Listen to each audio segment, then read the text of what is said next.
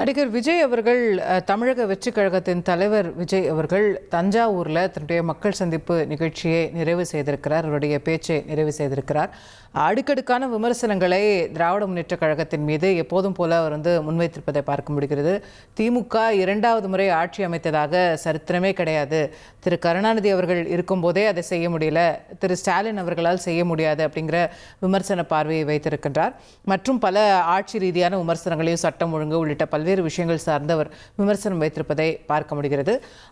தற்போது நம்மோடு தொலைபேசி வாயிலாக திராவிட முன்னேற்ற கழகத்தின் சார்பில் திரு கான்ஸ்டன்டைன் ரவீந்திரன் அவர்கள் இணைக்கின்றார். திரு கான்ஸ்டன்டைன், அவருடைய பேச்சை கேட்டிருப்பீங்க, வைத்திருக்கக்கூடிய விமர்சனங்களை பார்த்திருப்பீங்க. 2வது முறை ஆட்சி அப்படிங்கிறது உங்களுக்கு சாத்தியமே இல்லை அப்படிங்கிறாரு. உங்களுடைய பார்வை? மீண்டும் ஒரு அரசியல் மேதாவித்தனமாக பேசியிருக்கிறார்.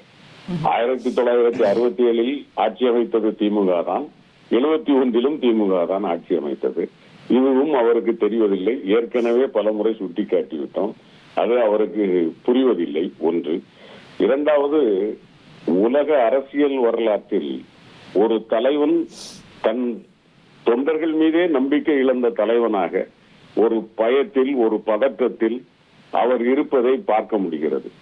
ஏனென்றால் எனக்கு தெரிந்து சாமானிய இயக்கங்கள் கூட தன் தொண்டர்களிடம் நான் என் கட்சிக்குத்தான் வாக்களிப்பேன் என்று வாக்குறுதி எடுத்த வரலாறு இல்லை.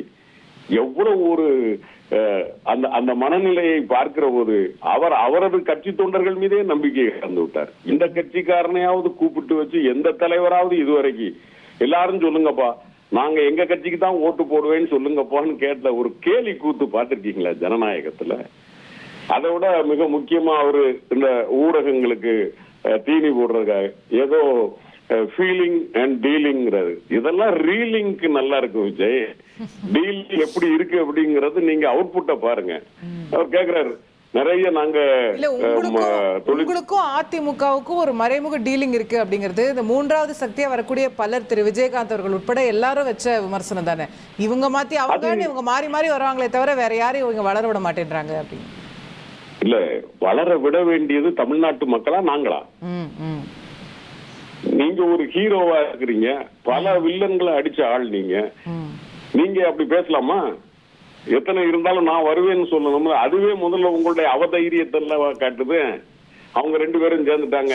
ஏன் மக்கள்கிட்ட 3வது, இப்ப டெல்லியில 3வது ஆம் ஆத்மி வரலையா? பல இடங்கள்ல வந்திருக்காங்களே.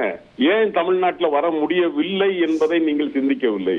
உங்களுக்கு அதனுடைய தாத்பரியம் புரியவில்லை. ஏன் திமுக அதிமுக என்கிற இடத்திலேயே தமிழ்நாட்டு மக்கள் இருக்கிறார்கள் என்பதை உங்களால் உணர்ந்து கொள்ள முடியவில்லை. நாங்க எங்களுக்குள்ள டீல் போடலாம். அந்த டீலுக்கு மக்கள் ஒத்து வந்தா தானே அந்த டீல் எக்ஸிக்யூட் ஆகும். அப்ப அவருக்கு ஒரு அரசியல் புரிதல். நான் கூட சரி கொஞ்சம் கொஞ்சமா பேசிட்டு வர்றாரு, ஏதோ ஒரு வகையில் அவருடைய பேச்சு கொஞ்சம் நாம் பதில் சொல்லக்கூடிய அளவிற்கு இருக்குமோ என்பதற்காக நான் பார்த்தேன். அதில் அந்த அளவிற்கு ஒன்றும் பதில் சொல்லத்தக்க வகையில் அது இல்லை. வழக்கம் போல ஒரு ஆங்கிலத்தில் ரெட்டோரிக்கல் என்று சொல்லுவோம். அதாவது வந்திருக்கிறவர்களை குஷியாக அனுப்புவதற்காக பேசப்படுகிற பேச்சாகத்தான் அதில் இருக்கிறதே தவிர அவர் அதில் எதுவும் குறிப்பாக ஒன்றும் சொல்லவில்லை. இன்னொன்று சொன்னார், பரந்தூர் விமான நிலையம் வரவிடாமல். பரந்தூருக்கு போயிட்டு வந்து பனையூருக்கு வந்தவர் பழையபடி பரந்தூரை பத்தி பேசினாரா? இன்னைக்கு வரைக்கும் ஏதாவது அறிக்கை கொடுத்திருக்காரா? மீனவர்கள் பிரச்சனையா அவர் பேசுறாரு, சந்தோஷம்.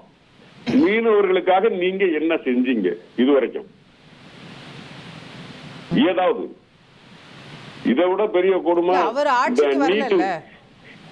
இல்ல. நான் கேக்குறது, நாங்க ஆட்சிக்கு வர்றதுக்கு முன்னாடியே 49 67 நாங்கள் ஆட்சிக்கு வருவதற்கு முன்னாடியே இந்த மண்ணுக்கு 2 கொள்கைகளை நிலைநிறுத்தி விட்டோம். ஒன்னு, இடஒதுக்கீட்டுக்காக திமுக தான், திராவிட கழகமும் திமுகவும் தான் இந்தியாவிற்கு இடஒதுக்கீட்டை பெற்று தந்தது. அதே மாதிரி இருமொழி கொள்கையிலேயும் நிப்பாட்டினது திமுக தான். நாங்கள் ஆட்சிக்கு வருவதற்கு முன்னாலேயே சாதித்து விட்டோம். நீங்க ஏதாவது ஒண்ணு சரி, உங்ககிட்ட இருக்கிறது சின்ன பிள்ளைங்க, விவரம் தெரியாது, ஒரு ஃபேன் சைக்காலஜி, அவங்கள விட்டுருங்க. அந்த குழந்தைங்களை விட்டுருங்க. அவங்கள நீங்க முறையா வகுத்தெடுக்கணுமா வேண்டாமா? உங்க தத்துவத்தை பேசணுமா வேண்டாமா? எங்களை பேசுறது இருக்கட்டும். we don't bother. we least bothered about you. அத பத்தி கவலைப்படல நாங்க. ஆனா அந்த குழந்தைங்க உங்களை நம்பி அவ்வளவு பிள்ளைங்க வர்றாங்க, ஒழுக்கமா அந்த குழந்தைங்களை கொண்டு போறீங்களா?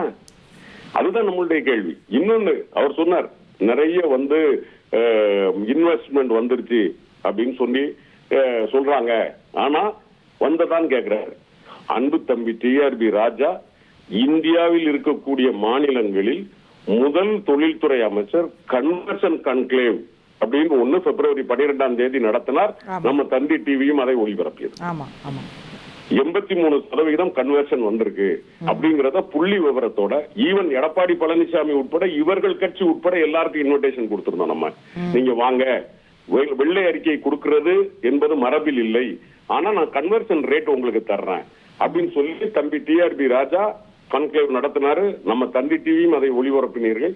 இதெல்லாம் அப்ப தெரியாம இப்ப போக வேண்டியது பனையூர்ல போய் உட்கார்ந்துக்க வேண்டியது, அவர் பாட்டுக்கு இருக்க வேண்டியது, கிளம்பும் போது இப்படி எழுதி கொடுக்கறத வாசிட்டு போறது, இது ஒரு தலைவருக்கு அழகில்லை. இதை திராவிட முன்னேற்ற கழகமே எங்களுடைய அடிமட்ட தொண்டனே இவரை பொருட்டாக மதிக்க வேண்டியதில்லை. அப்புறம் ஏன் எங்க தலைவர் இவரை பற்றி யோசிப்பதற்கு பொழுதும் இல்லை எங்களுக்கு. உங்கள் தந்தி ஒன் தொலைக்காட்சியில் காதலும் கலகலப்பும் நிறைந்த ஒரு புத்தம் புதிய ஃபேண்டசி தொடர் ராஜா ராணி தினமும் இரவு 8 மணிக்கு.